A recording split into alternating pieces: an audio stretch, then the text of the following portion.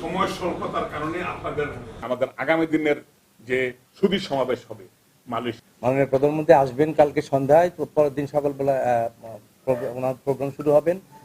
আমরা একটা সুধী সমাবেশের আয়োজন করেছি, যেখানে মালয়েশিয়ায় অবস্থানরত বিভিন্ন ইউনিভার্সিটির প্রফেসর, ডক্টরস, ইঞ্জিনিয়ার্স এবং বিভিন্ন পেশার স্টুডেন্ট থেকে একটা অংশ এবং সাধারণ শ্রমিক থেকেও একটা অংশ।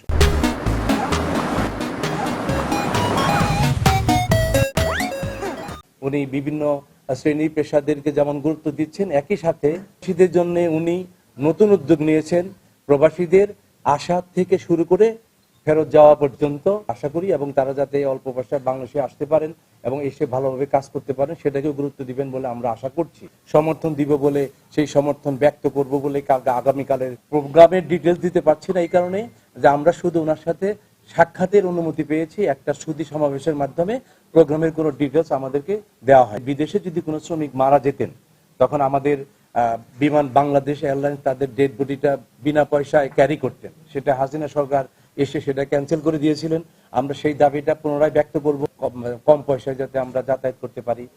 ধরনের আমাদের এখানে যে জ্বালানি সংক্রান্ত ব্যাপারগুলো বাংলাদেশের মানে এই সারা বিশ্বের দুর্যোগের সময় মালয়েশিয়া বাংলাদেশকে সহযোগিতা করেছে।